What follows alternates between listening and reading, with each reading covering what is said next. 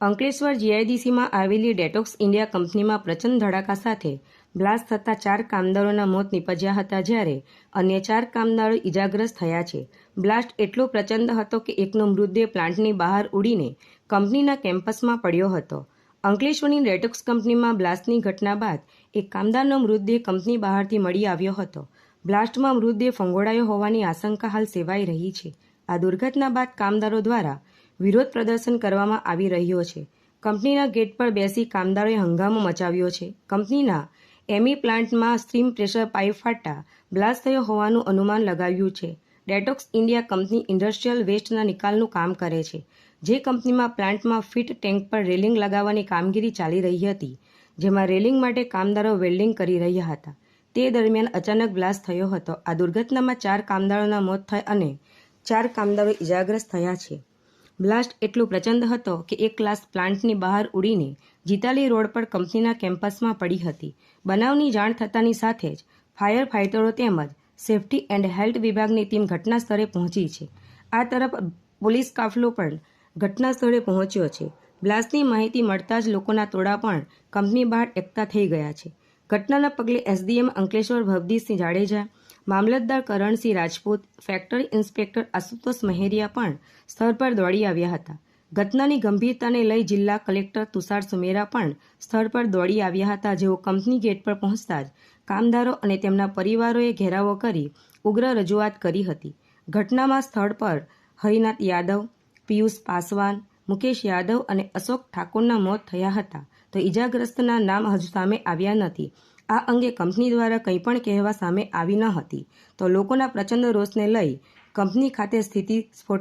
आज detox India private limited में accident हुआ है, जहां एक रिएक्टर फटा है, जिसके अंदर 10 से 12 बॉडी मिल नहीं रही है और कहाँ है पता नहीं चल रहा है। किसी के हाथ मिल रहा है, किसी के पैर मिल रहा है, किसी का कुछ मिल रहा है। अभी थोड़ी देर पहले न्यूज़ आई कि ये 4 जन हैं, इनका सर्टिफाइड नहीं हो रहा है, जिसमें नाम है एक हरिनाथ यादव, पीयूष पासवान, मुकेश यादव, अशोक ठाकुर और 7 से 8 लोग हैं जिनका पता नहीं है। मैनेजमेंट आके यहाँ पे कुछ बता नहीं रही है, कुछ बोल नहीं रही है। ये एक्सीडेंट 11:30-12 बजे के बीच हुआ है। अभी तक, जो कि 4 बजने आ गया, अभी तक ये लोग कुछ जवाब नहीं दे रही है। इनकी नीयत क्या है हमें कुछ समझ नहीं आ रही है। बॉडी यहाँ से वहाँ, एक बॉडी जंगल में मिली है, कमर के नीचे का पार्ट जंगल में मिला है। अब ये समझ में नहीं आ रहा है कि 100 मीटर बॉडी उड़ के 100 मीटर वहाँ कैसे आ गई, 100 मीटर दूर की दूरी पे कैसे पहुंच गई। इसका मतलब यहाँ की कंपनी बॉडी को छुपाने की कोशिश कर रही है, यहाँ उधर इधर कर रही है। कुछ जिनके रिलेटिव है वो आके खड़े हैं, जिनके रिलेटिव नहीं है उनका क्या, उनका तो कुछ अता पता ही नहीं चलेगा और ये लोग धीरे धीरे छुपा देंगे। इनको हम बोल के थक गए कि आओ हमें बताओ बताओ बताओ। गेट बंद करके रखी है, पुलिस यहाँ खड़ा करके रखी है, हम लोगों को अंदर जाने नहीं दे रही है। ना तो कोई कंपनी का रिस्पॉन्सिबल पर्सन आके हमसे बात कर रहा है। हमने बोला कि आके बात करो, हमें बताओ, लेकिन कोई जवाब नहीं दे रहे हैं। એવું હતું કે આજે સવારના આ કંપની કે જેનું નામ ડિટોક્સ ઇન્ડિયા પ્રાઇવેટ લિમિટેડ છે, એમાં અમારે ત્યાં પંચમૂર્તિ ફેબ્રિકેટર કરીને કોન્ટ્રાક્ટર છે. એમને અમારા એક 75 KLની ફીડ ટેન્ક છે, એ ફીડ ટેન્કની ઉપર હેન્ડ રેલિંગ લગાવવાનું કામની પરમિટ આપેલી હતી. એના માટે કામ ચાલુ હતું અને કરીબન 12:40 એક અવાજ આવ્યો.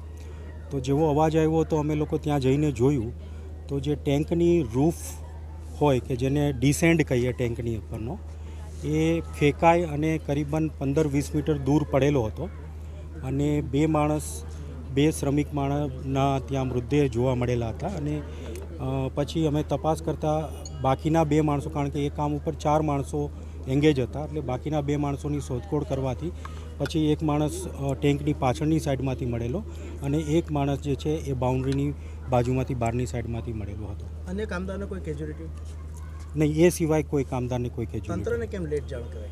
નહીં, તંત્રને કોઈ લેટ જાણ નથી કરેલી. જેવો 12:40નો ઇન્સિડન્ટ થયો એટલે અહીંયા સીધા અમે સ્પોટ ઉપર પહોંચ્યા. સ્પોટ ઉપર પૂછી અને તરત વાડા સાહેબને, પીઆઈને અમે ફોન કર્યો, રાખોલિયા સાહેબને ફોન કર્યો, ફેક્ટરી ઇન્સ્પેક્ટરમાં મેડમને ફોન કર્યો. સાહેબ નહોતા એટલે મેડમ જોડે વાત થઈ, લેબર ઇન્સ્પેક્ટરને ફોન કર્યો અને ઓથોરિટીને જેને બી બધાને જાણ કરવાની હતી બધાને અમે લગભગ 12:40નો ઇન્સિડન્ટ હતો, અરાઉન્ડ 1 વાગ્યા આજુ બધાને ઇન્ફોર્મ કરી દીધું હતું. આટલી મોટી ઘટના કેવી રીતે બની ગઈ? જ્યારે કંપની આટલી બધા સેફટીના એના પગલાં લેતી હોય છે, ત્યારે એક કંપનીનો કામદાર ઉછળીને પ્રિમાઇસીસની બહાર પડો, શું કહેશો, કેટલી મોટી ઘટના આપણી દ્રષ્ટિએ છે? સાહેબ, ફર્સ્ટ ઇન્ફોર્મેશન રિપોર્ટ પ્રમાણે કે એક જે ટેન્કનું રૂફ જે ઉડી અને બહાર ગઈ છે દેટ ઇઝ પહેલું ઇન્વેસ્ટિગેશન, મતલબ એના માટે કરવું પડશે. તો એ ડિટેલ અમારે ઇન્વેસ્ટિગેશન કર્યા પછી ખબર પડશે કે એ કેમ થયું છે. એટલે અત્યારે મારા માટે એનું વધારે કેવું બહુ મતલબ પેલું નહીં થાય, કારણ કે એનું ઇન્વેસ્ટિગેશન પછી જ પરિવારો થશે. વર્તનની માંગણીને લઈને ધરણા પર બેસી ગયા છે, કંપની શું કરશે એમના માટે? તો એઝ એ કંપની અને કંપની મેનેજમેન્ટ તરફથી કામદારોના પરિવારને જે સહાયની જરૂર છે એ મેક્સિમમ સહાય અમે કરવા માટે કંપની મેનેજમેન્ટ તૈયાર છે. Thank you. આજરોજ 1 વાગ્યાના રાઉન્ડ અંકલેશ્વરમાં સ્થિત ડેટોક્સ ઇન્ડિયા કંપનીમાં બોઇલર ઉપર સેફટીનું કામ કરતા બ્લાસ્ટ થયેલો, જે અંતર્ગત ટોટલ 4 લોકોની કરુણ મૃત્યુ થયું છે, જેની પીએમ તથા ફોરેન્સિકની કાર્યવાહી હાલ ચાલુ છે. ઓકે.